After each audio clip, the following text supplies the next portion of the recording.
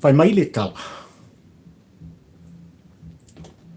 Fai mai na ave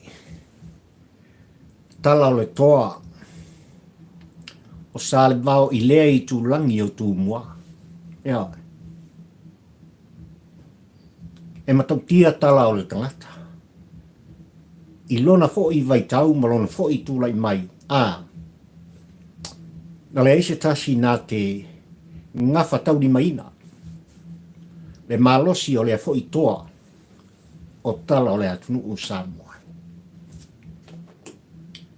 Maina longo tala le alo le tupu.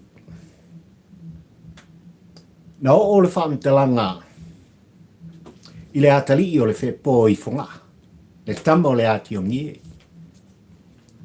Ma o le mafuanga le Samoa e na manatu ai i le ali a. E ao on si tau. Ina ua ave maitala. O le tangata i ngoa ia sale maho. Ia. Ua tā pena le alo le whepo. Ina ua umaona ia saunia le tautenga a sion tama. Ma ia lolongo foi le toi ina i tūlanga o le asi tau ai i le toa ua o mai wham talanga ma ua o mai whunga a Samoa. Ia.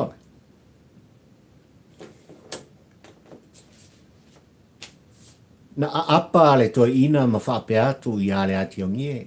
Lo wātari ie. Sau. U mai lo tua se yo popo.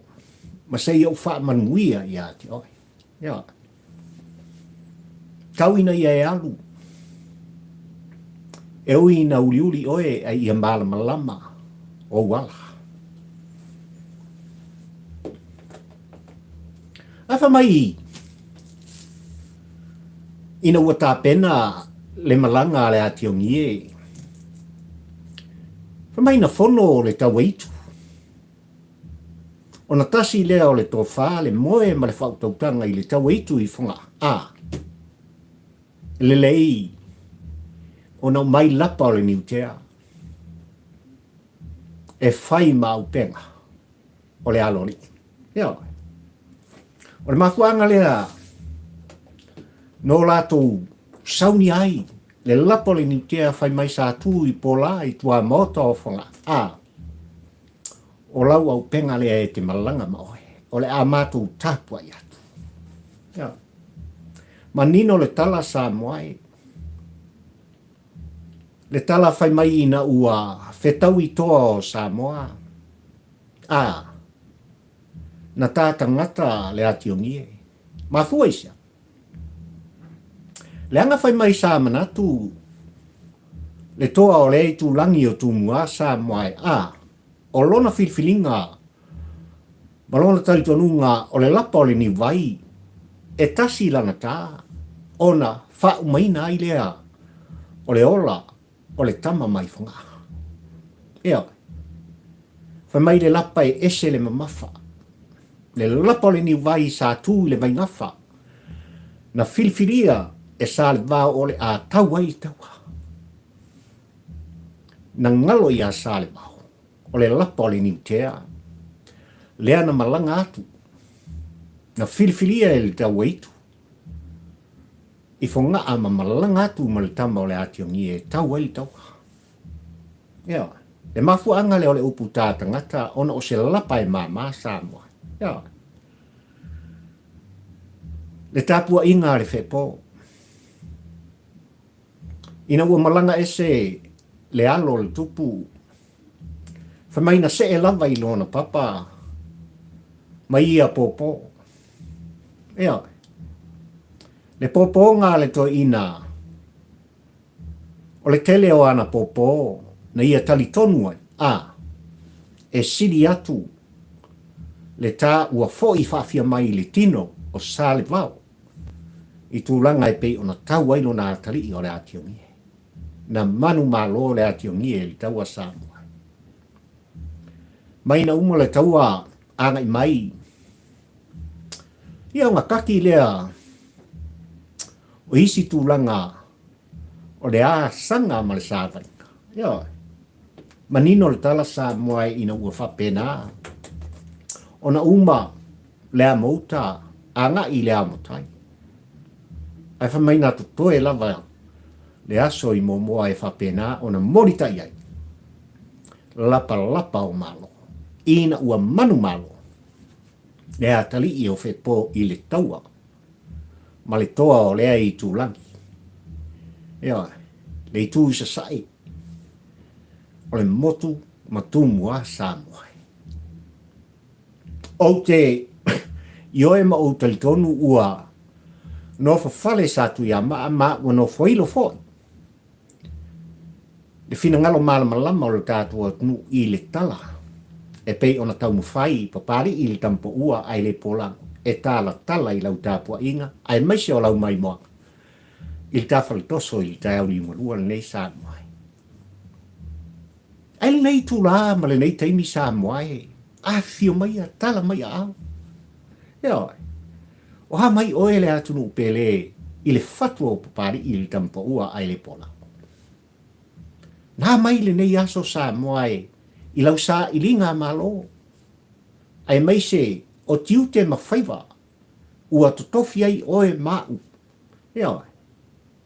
I so se ngā luenga sa e whitai tunga ai oe sa moa le atunu pele. Awa lava sa i linga manuia. I le ngata o a inga ma whanau. Le ngā luenga pa ia le atua o sa pauta. Ai a le tāpua inga i whanua. Ai alo tā malo tuto o tasi o Samoa, ma le mātongia oe, le Samoa ai tau malele. Tau ia ina u whape atu. Se ua malo pale. Ua wha malo le tau atai. Ua malo le whalau manuia Samoa. Ua wha malo le tau le taua. Ua e manuia ai ngā duenga o tā leni ma le tangata malana e whai. Le nei aso ona o le tāpua i ngā utua āsina sina mō tātou mātua i tutonu maota malawa. Sa o lātou pō ai le whala. Maula le i ula sā moai. Ai le tāpua i ngā le whepo. Me ia tu i le muli papanga. Ma tāpua ia, le alo whaiva o so sa Samoa. I tiu te mga nguenga o le wala awina o tātou tangata i le nei aso. Mua ia mua o, fo i le vi inga, i le tamai le laki, i lana taitaita mai loutou soi fua whalau, ia ai mai se foi. O le ola whatau wa o pali i, le tamapo ua ai le polango ma le tāpo o kalame Samoa. Mea oi. Niu ni walo mai oe Samoa ma ufafonga i lau whaafonga ma lau whaalongoloko. I lau sila mai moa ma lau mai moanga. Ai se i moni atu. Le waloa anga i atu i pulotu se langona ma se manatu. O la autou au na i lau tāpua inga. Ai mai se fo i o lau mai moanga Samoa. I le nei tau li ngolua o la tā mafutanga. Ia oi. Ua e tanga i ane. E sila ifo. I tūlanga e pei ona iai. I le autu o le launga whaatampa ua ai le po lango Samoa i le aso toru suma le tasi le nei. O me lua afe lua suma le lua ma o le mutu anga fo le nei o le nei masina Samoa. Le masina lona lima. I le tāwha o launga, e pei ona iai le nei tau li ngolua Samoa. Ai whai mai ale au tū o le launga pari i le tampo ua ai le porako. O ai le fia ni wali. O ia fiti ai pute. O le pāle mene, ma sui ma manu o le atu o Samoa. O le winga lea o le au tū ma le launga Samoa. O mawhauwhaunga. O papali i le tampo ua ai le pola. Pa mai le whawhisi. O ai le fia ni wali. O ai le fia tangata. O ai le fia toa. O ai le mawhau tu lau whawhonga sa moai. O ia fiti ai. Pute o soi ma maru o le atunu. I tu tonu. O le maota whono o Samoa, ma le pale mene o Samoa. O ai nei tangata. O le autu le na. O mawhauwhaunga. Ma motu ngā awha o la ngona whatampo ua ai le po lango Samoa. I lau mai moanga, ai maise o lau whaafonga. I le nei te au ni lua o ta mawhitanga o le a o iai. Ia le whaamtalanga a papari. La au tō au au na. I lona au te lenga. Muri mai. Ia oi. Ai ona iai me ao na au ta. E iai me ao ona au longo pui ali inai. Lau tāpua inga sa moai. Le atunu ue ese le pele i apari. I lau tāpua inga mamana. Ia oi. To tonu maota malawa. E le ngata i Samoa le atu o le tofi o oe le Samoa ma ule nei e talano atu Samoa. A oi tu e wha o le lolaki. I lele o lo ai tau ma lele ai. No pia iai. Sa ili maloa. So o se Samoa. Ma ua so o le lolaki. Ia. I le sa ili ngā malo. A o tātangata. Malo le whalamunia. Malo le tau. E iei le ioenga ma le tantonunga o papari. Ua e manuia le nei aso. I le whātou whala inga le tātou otu. Ia. I tiu te mawhaiva. O te tofi ai tātou ele atua. Asa mua manau tāpua inga. O le aso na nafi sa whapena o na wala wai i luma o le whamasnong maulunga o le tātu nuu. Ia se tangi ua whato ai. Ia oi. E le sa a vea molo ia sili o le tātu nuu sa moae. Te tamaita ilo ia. Ia sa vale noa ma eva pife. Ia oi. A tonu ele atoe. Po male sa moa i lau tau whaafonga i le ngoa ma le tangata sa whapena o na tūlei mai. Ma tō fia e tūla epa. E a vea malo i a sili o le tātu. Ono se lau 5 wafe.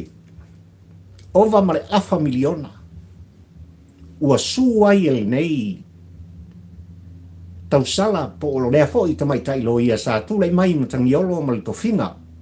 Lo ia sili o le tātu nuu sa moae i tau sanga umai. Lana fionga li tamaitai pālimia. Ai maise le lo ia sili, le sunga i asua, e pei ona tūlai mai i le nei vai tau sa moae. Pa mai e mafua, ono o tūlanga sa wha mālolo ai. Ia, na wha mālolo ai e lana fionga li tamaitai pālimia.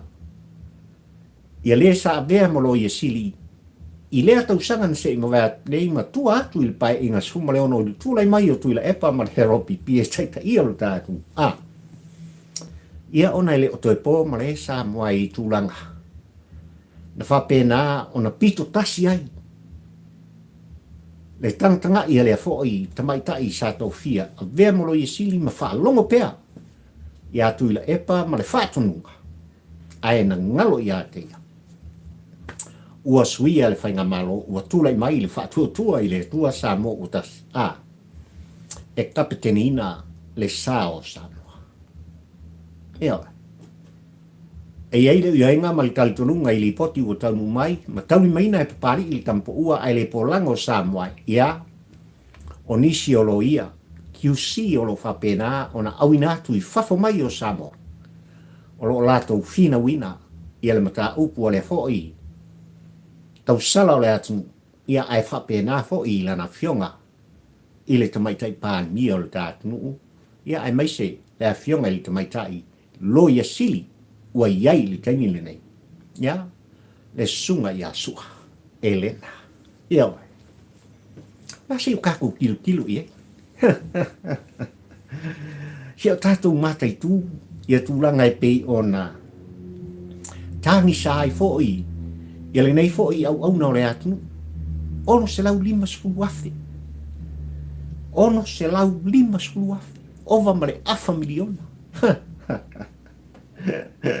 Samoa, e le lei, le teine a mua sa tangi ai na tau nuu lona mana honga. Eo, tau te fia, ma maramlama le tala i a meto tāni male. Ina ua manao e whaulona whai. Eo, mai na tangi le teine a mua na tau nuu lona manao. Na whau e alo lona whai. Eo, ai o le kangi ar kangaka sa whapeo na whatau te. I lana fionga le taitai o le tātunu, le tamaitai pāle mia. Ia, i tūlanga e pei ona iailong to whinga. O ia o le loia sili o le tātunu. Sio kaku kilkilo mō tātu mātamata. Po o whea o le atua iai. Loi mata, malingi, o le tangi ua whātulai mai. O mga umien kupe. Ua whapena ona le toe maua le sosia, le meli ma le susu. Le asa ia tauri maina i teimi o tūlai mai i lea fo i to whinga māualunga ma le tau loa lo tātu. Talu ai. Lona whaalongo. I le leo le ki apolo. Ai, ua le whaatinoina. Lon to whinga. Ia e maise o ngā ruenga. Na tauto ai. E tautu ai sa moa oe le atu pe. Nei aso sa moa e malfontanga malu le tātu. Ua utou whaafonga. Ua longo whaatutuila, ua longo i longa. Ia tūlanga e pe ona iai, le whanama malu le tātu ui le aso le nei ai maise. O le tōla lawina e lana fionga i le ministao tupe. O le tātu u le tala autu o le tupe sa moa. Lua afe, lua sumali lua. Lua afe, lua sumali tō. Ile mai tawa pari il tampa ua ai le polango ma le whalongolongo sa moa i tūlanga i pe ona iai tala o tupe le aso le nei. E fo i pēa le vi inga i le atua. E moli ta i ai le anganga o le wha malo, ma le anganga o le wha aftai o le tāpol kalami sa moa i le whainga malo o tūlai mai ai maise. O lana fionga le minsta o tupe le tasi o tau salatoa o lo tātu. Le sunga i amui pola. Ana rosa, mori o sama. Manino le lei le whalongolongo al tāpol kalame. Ai o te ioe ma o te litonu safa pena lau whawhongfonga tāpua i Samoa. Ia i tūlanga e pei ona tōlau lawina i le aso le nei. Se fulu whaaso le awha pena ona tango fi ai. El komiti filfilia o le tupe. Ona to e tāngo fia lea le talo le tupe molon pasi aina. Lea o ta otone. Le lau a fono Samoa. Ai maise o lau whaafonga tāpua. Ai tasi lava le mea o te fia pa i ai le talo le tupe le aso le nei le anga safa pena. Ona tapisa i elu tātou atu. Ai o lea ua manino Samoa. I lau tāpua inga i le aso le nei le fola sanga manino. Tūlanga i pei ona iai, le tai miliona. Mo i tū māloi, 5 suma le tasi o le tātunu u Samoa. Ave se kākou paki. Ave se tātou paki. Ua whaata o to mai. I tūlanga i pei ona iai li talo tupe le aso le nei. Manisi o whaamanianga e tele. O le ngata i soifua maloloina, o onga, ma isi mtanga luenga e tele o le tātunu. Awa lava, ne atina in o Samoa mo tangata. Mo mori ai le nganga o le whaamalo, ma le nganga o le whaaftai. O pari i nei li tampa ua ai le polango i lana fionga li tamaitai minsta o tupe o le tātu. Malo, le 5 le le. Whaaftai i le whaasoa. Ua le olelea. Ua le olelea i le whalonglongo ma le tāpua inga. O le ngata i a Samoa, ai whapena, le tāpua inga le pol kalame, pāri i le tampa ua ai le polango. I le nei fo yaso Samoa i tūlanga i pe ona e whaafonga i le autu. O le launga, al kampo ua ai le polango. Ia oi. Le anga o le tai ao le nei, o le aso le nei sa whapea, ona tālia e lau tāpua inga no nofo Samoa. I tūlanga e pe ona tālia ai le tōlau lawina. E le taitai komiti, ma le komiti whapalemene. No lato sua ina Samoa e le mata upu. E le toi po i ai se lilo i lau tāpua inga malau mai moanga Samoa. I tūla whono, sa whaata tope talau i le lua afe, lua se furu Samoa. Ai maise, o vaenga o le wha vai o le tātunu, ua o ia, ono le tūla whono. Ai maise langa Samoa. Ia? O le wha masinonga e pei lava ona tautala i ai pari i la auto o ona. E pele i lo fatu. Le wha masinonga o whanua masuafa. Leanga o le fatu lea oe Samoa. Ai maise le tāpol kalanga. O lo ta tia i. O le whaasino manga o oe, ma u le nei e talunga. Eo. Le whamasinonga e whapena, o nā ngai uma iai le atu. E whinau inai, e le ngata i ngafa o ainga, o tupuanga o ainga. O suafa sao ma suafa matai o ainga. Ai maisi o tā ele mo tā whanua. Ia. Na matua i longa o nā whainga Samoa. Talu ai le pāsia whatope tu la epa ma le hero pipi. O tū la whono e tolu po o pili e tō. Lea sa o tātou ta pisa i lava. Ina ua pāsia whatope lata mai i a te se mo le luafe lua se fulu Samoa. Ai whamaunia malo ia. I le aso se fulu ma le lima. O mati luafe lua sumalatasi. O le alau whaafonga Samoa i tūlanga. E pei ona iai le tōlau launga. Alana fionga i te komiti, le a fionga i le sui. Po fonga whetalai o le tā maota Samoa. Tō le pulo. Whaafetai tele. I lau tō whaamunpoa. Whaafetai ainga le tai rau tūle mai. Ua manino le mata le pati. I le tōlau launga, ma le sa i linga al komiti Samoa. Na utong whai e whaamatala le tala i tāpua inga le whepo. Ma le tātangata le ati ngie. Ia i tūlanga i pei ona iai. Ia le taua o la palapa Samoa i lau tāpua inga. Le anga e a inga tutusa. Ma tūlanga i pei ona iai le aso le. Na manino le tōlau launga. Alana fionga i te whono i lau tāpua inga ma lau whaafonga Samoa e o i a papari i le tampa ua ai le polang. Na whasiringi e le komiti i lato. O ai i lato. O i lato nei na soina. E le komiti whaapalemene ni tāng fia le mata upulu nei Samoa. E le ngata i le presidente o whaamasnonga o whanua masuafa. Te pulea i a tila ropati. O le sa vea molo i asili leo lo fai nei lana sua angali te maitai pāre mia. Ai mai se le lo i asili o le tātu uli teimi nei. Le a fionga i a sa vale noa ma eva pife. Ea. Ai a le sa vea ma fai lau tusi o le pāle mene o le tātu uli whetalenga i a titia. Ma nisi. Oinis, e a afiai. I e tūlanga o le komisi. Ia oi. Po le komisina i lātou, le tangata na te whātūlanga ina. Ma tūsia ina tūla whono lo dātu, se tasi o te maitai loia. Tangata lea Samoa e sa whapena, ona lafi mai tūsia i tū sa whapena, ona tau mawhaitu ai. E una ia tangata whainga luenga o le tātu ina ia whaia solo te leana a fia li susuenga. Ia. Ia e mai se fo o le sa whapena o na lona lua atu i le sa avea malo i e siri o le tātu. ia manisi tu atu.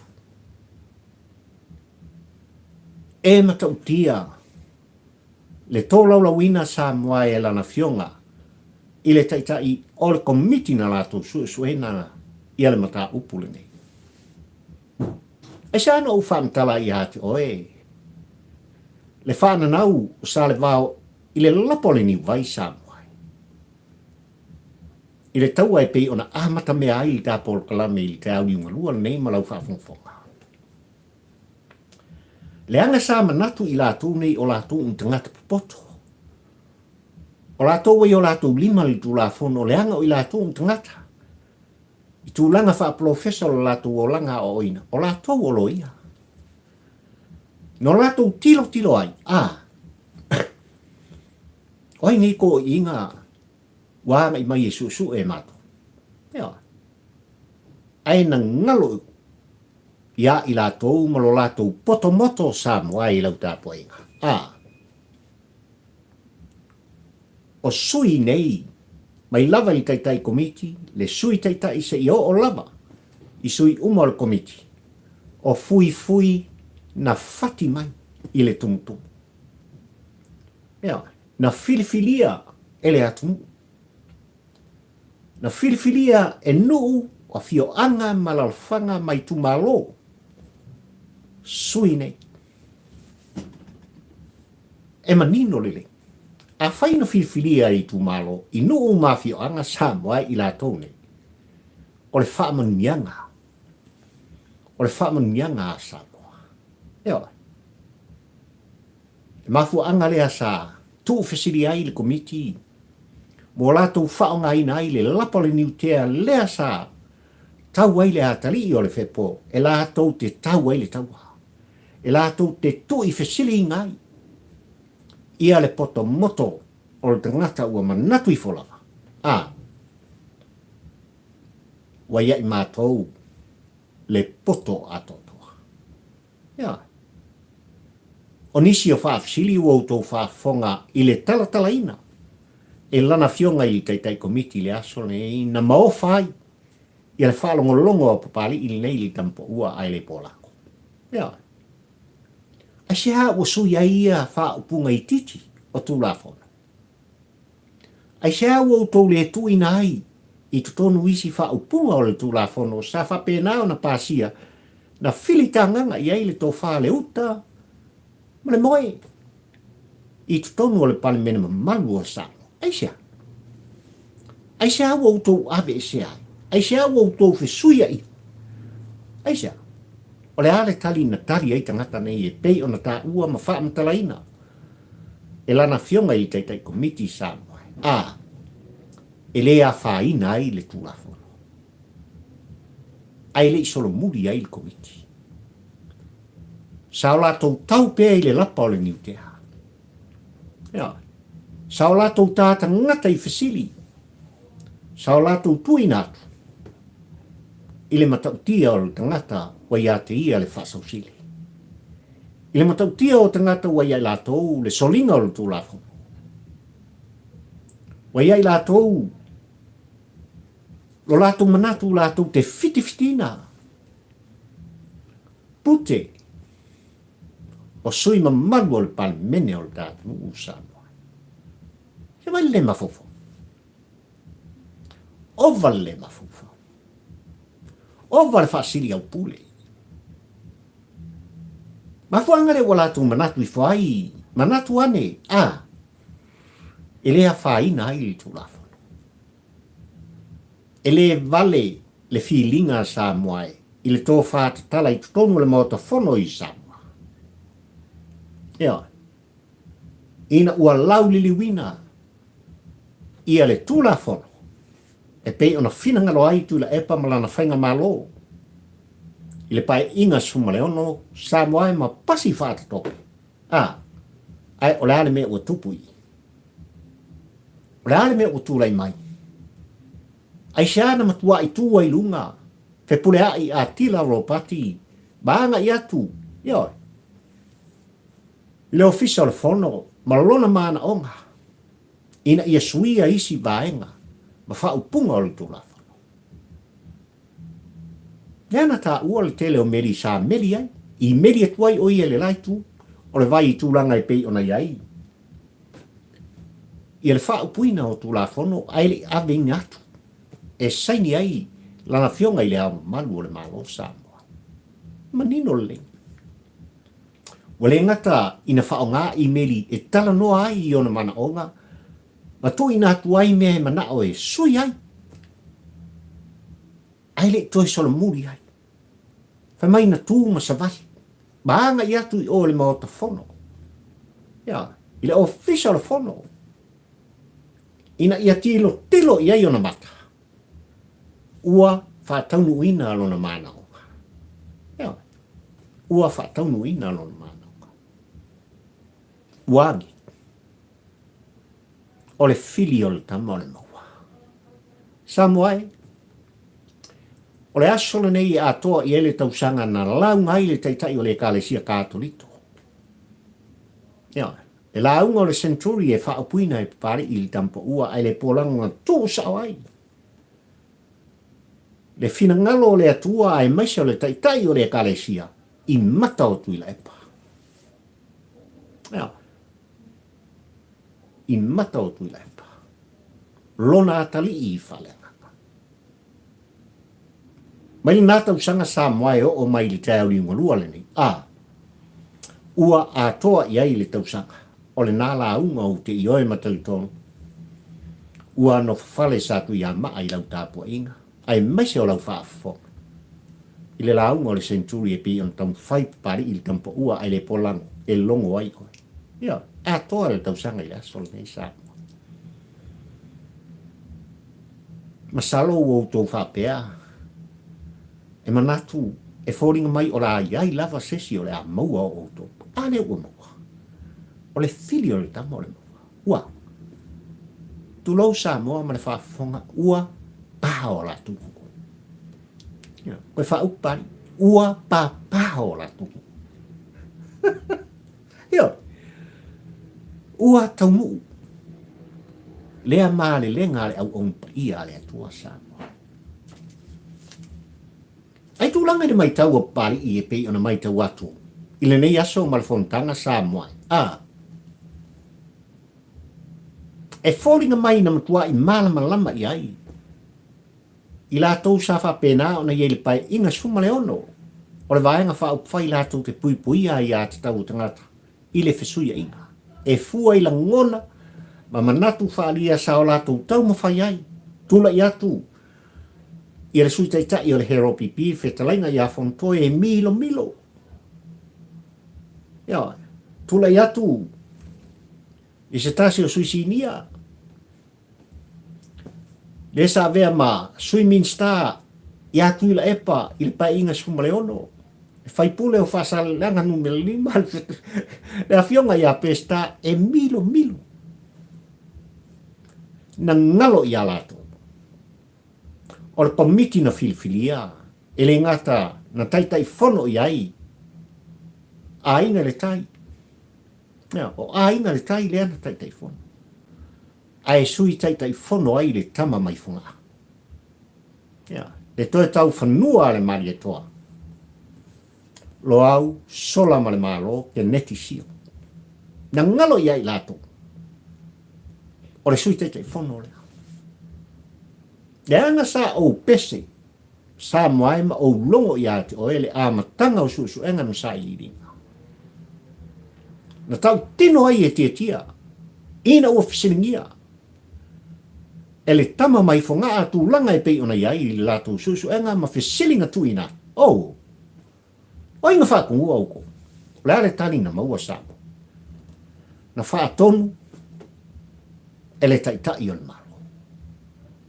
Oi le kai kai o le malo na te. O tuila e pasa. E ui lava lai le o whapena au no tu whafongatu. I le tele ma le alo noa i o mea e au ona manino ai lau whafongfonga tāpua i Samoa i sa i linga le komiti. Ma le fisiningia o i la tau nei e pei ona au tā ua ma ua au tau whafonga o tō lau lawina. I tutono le maota whono o Samoa. O ai sa ku mai kua. o ai lea na tū i tua, ma whai le whaatonunga, ma i oe i la ngona o tangatani. Ma fui se al tala pa. Samoa ma lau whawhongwhonga. O i la tau nei na tā ua e tui la e pā, o lau wi ai. O isi ia la wi o le atu. Ua tō fia e le ngata o le prestete o whaamsnonga o whanua maswafa. Tasi dela wi ana whaamtala e tui la e pā. Ia. O le sa avea malo i sili, tasi dela wi a. O le sa so atu le lo i sili, tasi dela wi a. O le whitalaina ia te tia, o se tasi o la wi a. Ai a se tasi o te maitai lo ia o lo whapea. Ona iai le whaupunga male, tu se ina o tu la whona o lo tātu. Tasi dela wi a. Ai o le tau tinonga ma le upu tau tino pari i le tampa ua ai le polango i la wia nei Samoa. Kalo fai.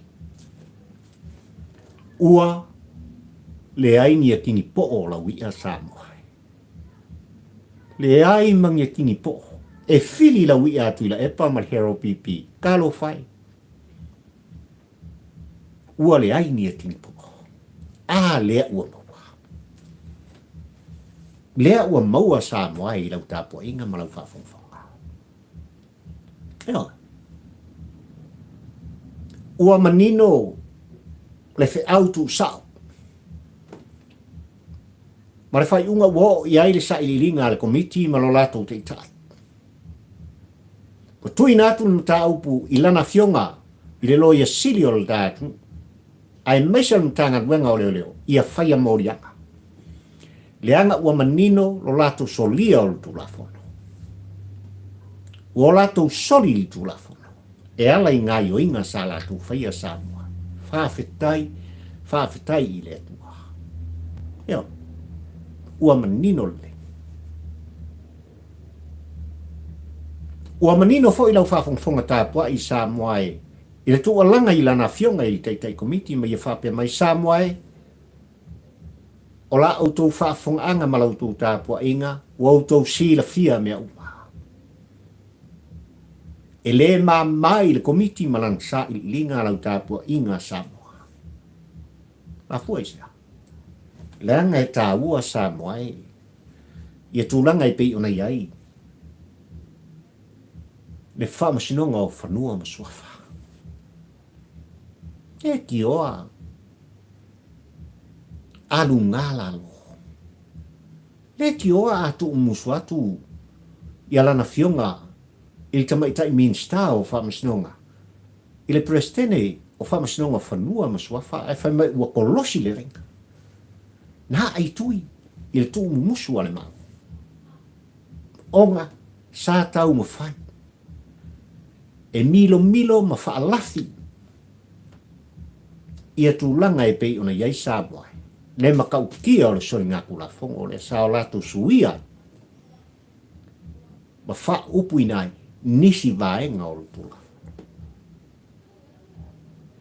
Ile mai taua pari ili tampo ua ai le polango Samoa.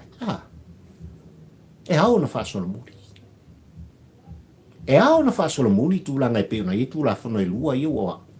Iai le sa ilinga Samoa. E whai mai Ia langona o fontoi le aso le.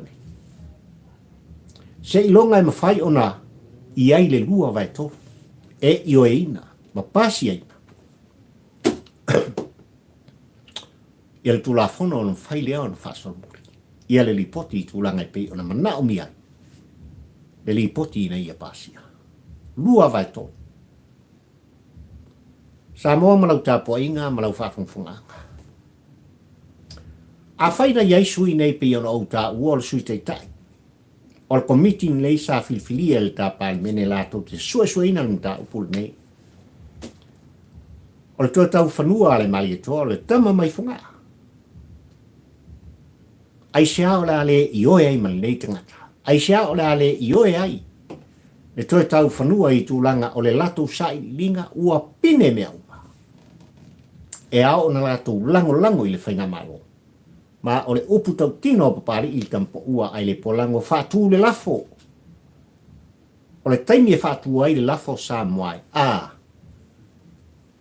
E o mai ai le musumusunga ale anganga o le atua, i sui nei. Ma le upu tau tino e ova ma le lua vai tō. O le maota, la tō te ioe ina, le wha solomurina. O tū la whono le nei pei o nā, mai ai le tu alaro. Ea, ale, komiti na la tō susuina. Ea. Nei aso sa moa ina ua mai tau atu fo i e papali i. Ia tūlanga i pētesa ma le tāpua inga, ia ai mai se. O lea ua whono mai pētesa, ia le taitai o le hero pipi, le sunga i atu i la epa, ma le lato whailautusi. Ia ua whailanga o le ua. Ia, le ua kiki i whafo ma le maota whono sa moa tu lau lau whafonga sa moa.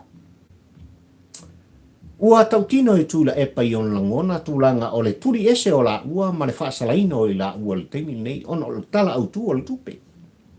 Ia, ua whailo ai se finangalo o tuila epa, o mea sa whapea o na fau e lana fionga i tamaitai pāli. Tā lofa tuila epa, ai se awa e toi tangi. Ai se awa e melo tangi. Ai se awa e toi tu alanga ai ma toi tusi lo lima. I le fionga i tamaitai pāli.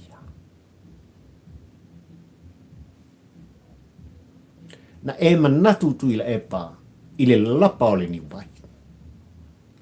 Mai le lata i le lua suma le tolu tau sanga sa tula i mai ai tu i la epa ma le tau muli a papali i le kampo ua ai le polang. Pau a lea o le lapa sa ta alo ai tu i la epa. Le lapa o le ni vai. Lea sa tau ai sa le vao i le tulangi lea. Hao le upu tau tino le na. Lea le winga o le whaamutala. Ua manino sa moa i rau tāpua inga i le tele o nei tau sanga tula i mai tu le whaasmu kau sanga i kongo le panmenge o sa moa. La tai lua suma le tau sanga o bea ma tai tai o le tātu o le almengu kasi ale leo. Tasi ale upu. E lei mana o tu i la epa e wha alua na ia taha. Sui o lana baenga. E tā tasi ale toi. Na ia wha o ngai le lapole ni vai Samoa. E nā te sasai le pa ia mane mamalu o tupu matamali. O i tu malo, o lo wha pēnā, o na loto lotoi. Ma ia i tu tongo le vai wha whai ale hero pipi. Lea o silfia e Samoa mea o tupu. Ma ua tupu. I tu langa i pei ona iai lau tāpua inga Samoa. A whaila u whape mai tu i la epa. Na mafua. Ona whaata tope tu langa i pei ona iai. Ia le talanoina o lesi sa i linga sa moa e lea ua. Whanofo wawa i ai i la ua. Ia mare upo o leo lima. O se kalfa. Ia. Tu la epa. O le tala i te maloa ana. Mai e le whaata lia matangi i ate ia. Ja. E le whaatalia matangi i lea fo i tula whale mai a ana sa moai ma le tala ake. Lea le winga o le whaamtalanga. E le whaatali le pāle mene i a te oe tula e pa molou tu lai. Ma e malanga mai fafo. Iau lava. Pisinisi na oe. Ai mai se o tūlanga e pe ona e wha upu inai. Lo malanga mai tūlanga o ta longa pole la kapio le tātu. E le whaatalia. E le pane mene tu i leipa. Al mafuanga le. E mori eide a nganga le wha malo ma le wha aftai i lana fionga. I le whongwhetalai o le mota whono Samoa. Dai se meo la koe. Kau whakari ai e o lo oe te tā. Alu na ngā ruenga. Alu na ngā ruenga. Le anga i le siria e tu i la epa i matangi. Dale winga o le whaamutala. E le siria e ku i la epa malanga mai fafo molon whaanau e koso ai. Le tala no ina O ia li poti, ma lea li poti, ma le ano no ai. O mata upu whai tono le mota whano o Samoa. Kai lo makangi. Le tāpua inga o Samoa. Lo e tāpua inu nofo ma e ula pea le muli la. Pō le whala. Ma e sila atu i tūlanga e pei ona iai. Le pale mene ma malu o le tātu. Ia, mea nanga le o kupu. E le te tau na toi tangi o i tūlai pa. E mo moli le nganga o le wha malo ma le whaafitai o le tāpua palame Samoa. E whaafitai lau tāpua inga Samoa. Le anga o le tātu ngā luenga sa whai whaatasi. O le tātu ngā luenga sa o tātu tū whaatasi ai o tō tau au. Malo ua Samoa i le tū alanga. Sa o tātu whaia i mea nei ua tutupu. Ma ua tūlai mai. Lea ua whawhola le whala o le palemene. Ai e whaafonga Samoa. I le makau ki o mea. Ia oi. Sa whai e tangata nei. Mo mori ai li wha malo, mo mori le nganga o le whaafitai. Le whainga malo o tūlai mai. Le whaatua tua i le atua Samoa o tasi. Samoa, ua mai ama uma le amo tai. Le amo uta ua fo iwa. Ai toi o le aso na i mua. Ua mo mori la palapa o malo. E whai uai li tā polo kalame, tawie ina u whape atu, Samoa o atu no pele, tātou whaafo i whaatasi. Le vi inga le whaasangi, i le tāpa au i le langi Samoa. Ua whai tau i tūla. A mi nute Samoa. Ono tātou patipatia lea leono se fulu tau sanga. O le saolo tonga o Samoa, ma le tā malo tutotasi. Ma eu. Ma eu. Samoa ile atu pele, fo i le vi inga i le tua o Samoa. Ua manino i lautou whaafonga. Ai meisi o le whaalongolongo o lautou au na Paul Kalame u whaatatia le tā whainga malo. E tātou te patipati ai. Le atoanga o le ono sfulu tau sanga o le tā malo tutotasi Samoa. I fuafuang whai le tā whainga malo, ai meisi fo i o nuu, ma lalo whanga mai tu malo. O le tā nuu Samoa. I le tāpena ina, ma le tāpenanga. Ina ia whapea o na tata umalongo. I le tā o le sfuma le lua i le poana nei Samoa. E tātou te whailo ai. Ma whailo ai i tu e whao le tātou. Ai meise. O le tāpua i mamaua o e Samoa. Le Samoa sa ili malo i whawhamai. Ua a toa le ono se fulu tau sanga. O le tā malo tu totasi. Ia. E tāpua inga le whepo. Maina pati ta oto. E ao na tātou mori ai. Le wha malo. I sa ilinga malo o tātou tua amo o tātou matua. E ao na tātou mori ai le nganga o le wha aftai. I lo lato wasa saina. O le ngasu. Le vau felfele o le ala Samoa i tūlanga i pei ona fina winai. Le saolo tonga o e Samoa. Ai meise o papari ili nei e tala noa. Ea. E lau tāpua i ngai Samoa i le atunu pele. E o tu a sina e mo umatu ai. Wautou pō le whala, wautou ula le muli la, wautou tui le muli panga i lau tāpua inga o le whaiva. Lana fionga li tamaitai pāle mia mua o Samoa. Le au waa o le whaatua i le atua Samoa, o tasi lele wautou sila mo tātou mai moa Samoa. I fuafuang whai ma mea ua whaatatia mai. Au wale lumanai manuia o Samoa mo tangata. lau tapua inga mamana, lau tapua inga mamala Samoa. Awalawa ni ngalo ia ila tau, ua tau salaina, i tūlanga e pei ona utu whaafonga, ba mata iai papali ili tampa ua ai le polango. Ile li poti al komiti e pei ona tō laulawina i le asola nei.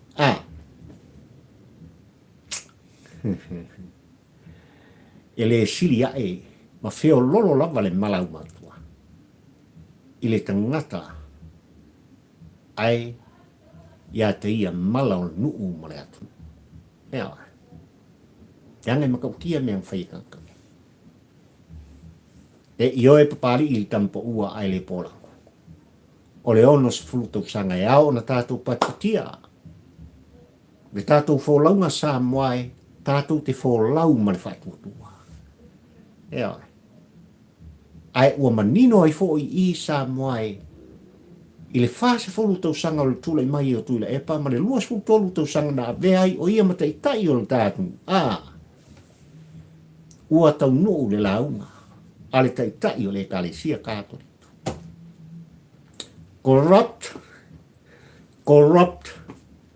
Corrupta, lan me umaua, filial kama, lea ua maua, ma ua maua Samoa.